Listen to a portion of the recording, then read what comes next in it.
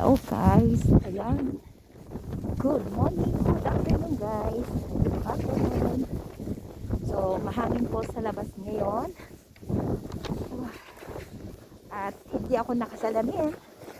Ang, ga ang gamit ko ngayon ay pang pang skate na salamin guys. Kasi sobrang hangin po dito. Tsaka yung snow po pag humahangin ay kasama po siya, so masakit po sa mata. Ako lang po ang ganito. Aray ko. So napunta ko ngayon sa sa kaibigan ko, dumayo ng pag-inom ng kape. Alay ng dayo ng kape ko, ayan oh. So ayan. So ayan, kita nyo ang paligid. Nakikita nyo ba? So namumuti pa yung mga paligid. So kasi kahapon umulan ng snow. Yan, dito tayo sa tabi kasi daanan ng sasakyan. So hindi po ako mag sakay ng bus. Ayan. Ayan. Mag lang tayo walk kasi para exercise na rin natin guys. Ayan. Shout out po sa lahat ng ating mga followers dyan sa Reels, sa YouTube. Ayan. Thank you sa inyong mga suporta. Maliit ang ating bahay. So okay lang. Basta go for the goal. Ayan. Yung dinadaanan ko ngayon may walang snow siya, tunaw na siya. Pero dyan sa mga labas-labas, ayan o, meron pa siya. Uwi na tayo ng bahay kasi pauwi na rin yung ating mga estudyante. Ayan. So kanina maaga ako umalis, may pinuntahan ako. So yung aking, kasi mag-aaral ulit tayo para for the future, alam nyo na. Ayan. Para sa future ang isipin. Ayan. Ayan. For the future. Ito tayo sa kabila. Sana hindi madulas. Tingnan yun. Hindi naman madulas. Mag-walk tayo pa uwi. Yun, tamang tawiran na. Hindi natin masyado kita ang daan kasi naka-goggle tayo, naka-glass ng pang skating. Ginamit ko ito for safety ng aking mata para hindi mapasukan ng snow. Masakit mapuwin po guys pag naano ka ng snow. Tubig yan eh. Pasok tayo dito sa yan, sa park. So dito kami nag-walk namin yung pamilya. Medyo malayo din yung bahay po namin dito. Kita nyo na mamuti yung daan. Kita nyo ba? Ayan o. Tinanggal ko yung ko, ang So meron tayong new goal for this year. So hopefully ay in the name of Jesus na naibigay na po sa akin yung ating goal. Siyempre bago ang lahat, siyempre siya muna yung pasalamatan natin dahil siya yung ating kalakasan para tayo ay magtagumpay sa ating pangarap sa buhay. Siyempre siya yung nagbibigay sa atin ng lakas. Nanghihina man tayo pero siya yung ating kalakasan. At anong pagsubok sa ating buhay, siya yung una na nating malalapitan sa oras na tayo nalulugmok.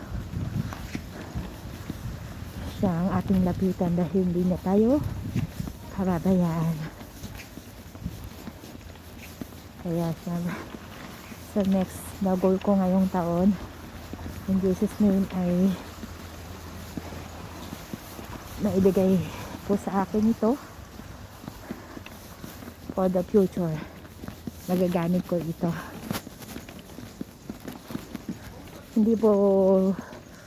Hindi pa po ako nag-i-start, pero nakapag na tayo, nakapag-register na para sa pag-aaral. Hindi po madali kasi parang ang pasok mo po ay everyday, para ka nang katrabaho din kasi 8 hours, ganun po siya. So hopefully po ay in the Jesus name ay makayaan natin to, kasi tayo magulang tayo na nag-aasikaso pa sa mga bata, sa asawa, sa bahay. So hindi madali para sa isang katulad ko. Pero nga, sabi nga, kung may goal ka sa buhay, kahit mahirap, kakayanin mo, di ba? Kapit lang tayo sa taas. Dahil hindi niya tayo pababayaan. Magtiwala lang tayo sa sarili natin at sa Panginoon. Ayan o, nakagagil tayo. Hindi nyo makita mukha ko. Aray ko. Malamig din guys, malamig. So tinan niya ba?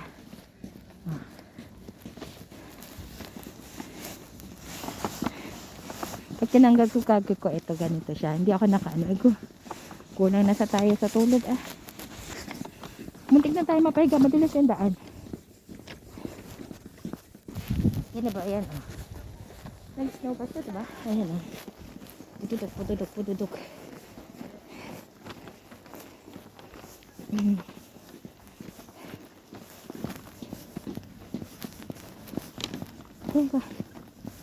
So guys, yung aking pag-aaralan ay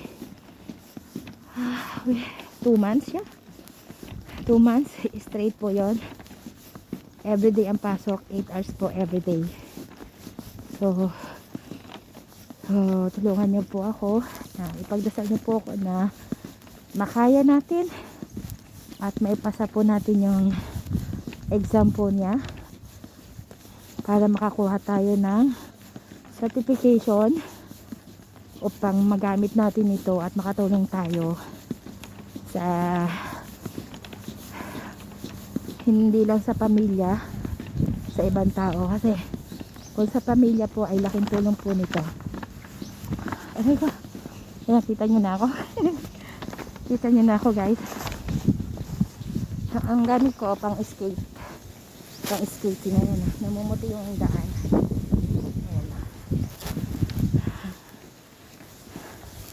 So kapag-registered na ako today, pinuntahan ko ngayong umaga kahit palamigan ang panahon. Yan.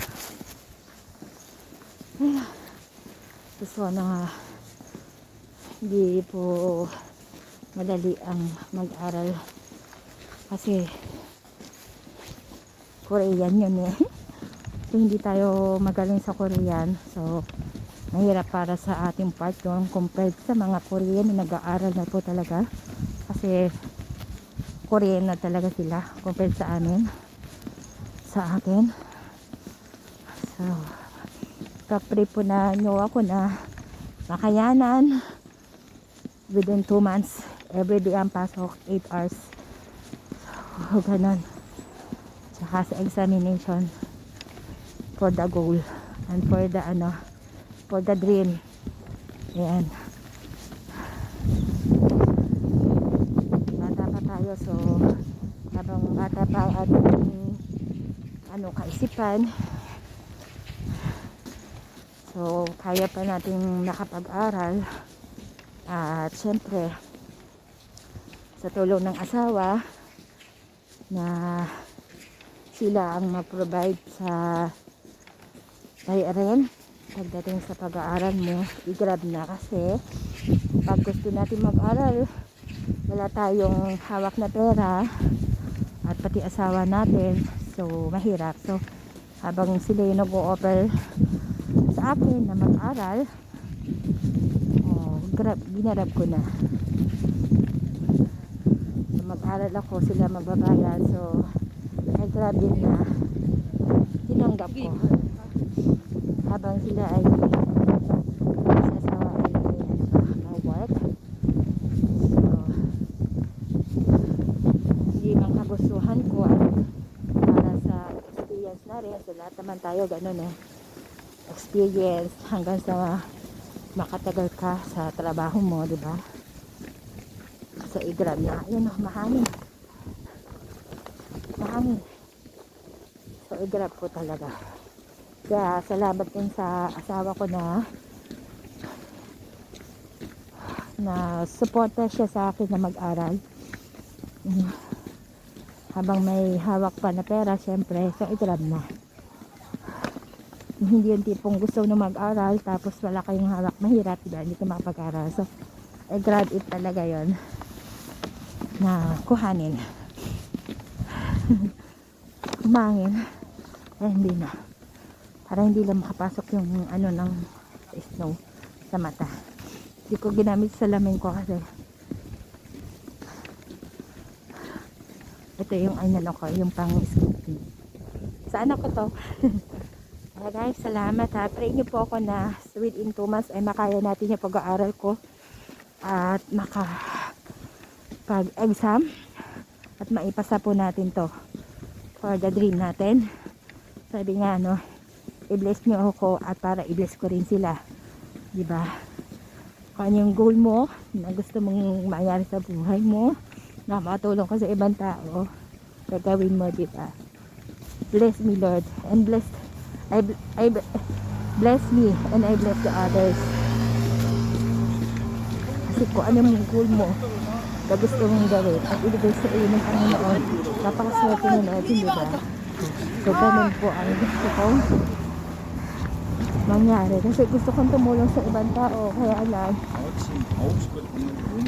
wala akong ganong halaking halaga para tumulong sa ibang tao. Diba? So, hindi man sa pera, nako, ang pagtulong, at least na ikaw yung tumulong sa tao, hindi man sa pera, diba? Laking tulong na siya. So, masarap sa kalooban na makatulong ka sa ibang tao na hindi ka humingi ng makapalit, diba?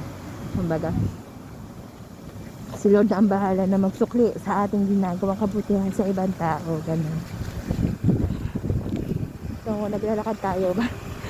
Marami ka ng panahon. So guys, kahit lalakad ka, hindi pa okay yung ating lalamunan, pero sa awa ng Diyos, pinagbago na aking lalamunan. Tonsillitis.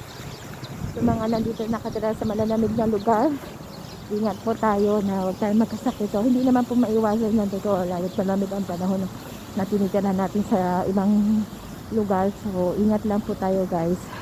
And happy Blessed Friday and bye-bye!